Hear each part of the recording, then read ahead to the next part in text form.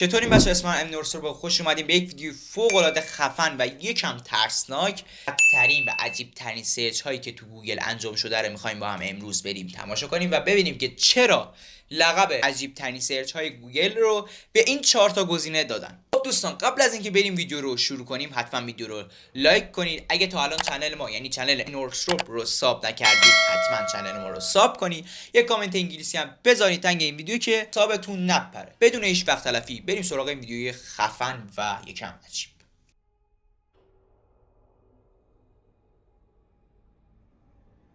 خب رفقا، اولین سرچی که تو گوگل انجام گرفته برایان پیپرز یعنی برایان فلفل. خب اگه ما این رو سرچ بکنیم 2 تا گزینه برای ما میاره، یعنی 2 تا سایت. اولین سایت که نوشته است و هیچی نداره، ولی دومین سایت عکس یک پسر رو نشون داده که با صورت نه چندان معمولی و یه جور غیر معمولی رو به ما نشون داده. ولی بریم رو تصاویر کلیک کنیم، عکس یک پسری رو نشون داده به ما که واقعا با یک صورت خیلی غیر معمول و چشای خیلی بزرگ رو به ما نشون داده. و تو یک عکس دیگه عکس قبل و عکس بعدش رو به ما نشون داده که ظاهرا دچار یک بیماری شده که نمیدونم اسم این بیماری چی بوده که باعث شده صورت این فرد اینطوری بشه. دوباره برگردیم به سایت ها. 2 تا سایت واسه ما آورده بود. اولین سایت که عکس این پسر رو داشت و دومین سایت یک نوشته بود. اگه ما روی دومین سایت کلیک کنیم، یک نوشته بزرگ و کادر بزرگ نوشته برایان تیپرز یا همون برایان فلفل. خب اگه ما بخوایم خلاصه این رو ببینیم، میبینیم که صورت این برایان بر اثر یک بیماری از بین رفته، یعنی اول در حالت عادی بوده و بعدش به حالت غیر عادی و غیر معمولی در اومده. ولی بود تا اینجا مطلب است. اولین مطلب که گفته برایان یک مجرم جنسی بود و دومین مطلب زبونم هی میگیره.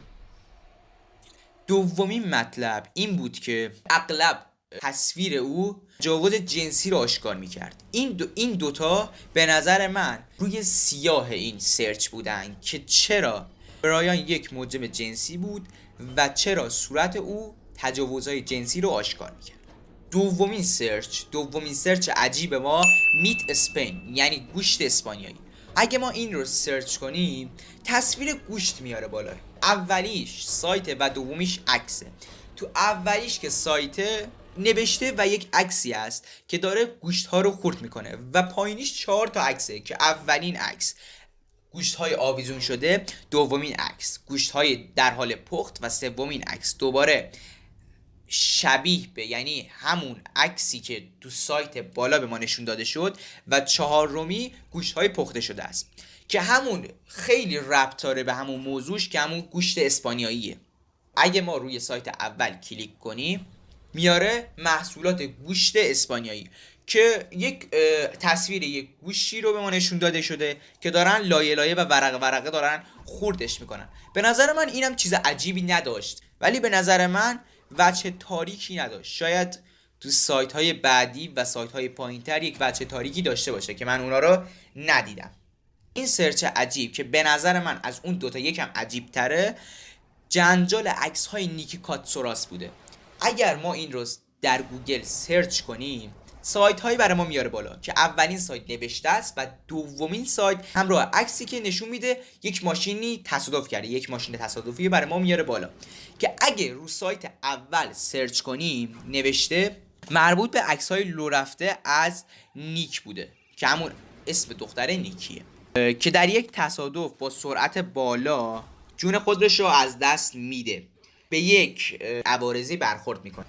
وقتی که برخورد میکنه خب بالاخره تصادف کرده دیگه، اون جون خودش رو از دست میده و بدن اون به یک حالت خیلی بدی ظاهرا برهنه میفته اونور و خبرنگارا از این عکس گرفتن و یک جوری عکس برهنه اون پخش شده در همه جا و پدر مادر این شخصی که مرده یعنی نیکی از دولت شکایت کرده به خاطر این عکس برهنه‌ای که از نیکی پخش شده. خب دوستان، اگه از این ویدیو خوشتون اومد حتما ویدیو رو لایک کنید. اگه تا الان چنل من یعنی چنل نورسور رو ساب نکردید حتما چنل ما رو ساب کنید. یه کامنت انگلیسی هم بذارین تنگ این ویدیو که سابتون نپره. تا ویدیوی بعد، خدا نگهدار.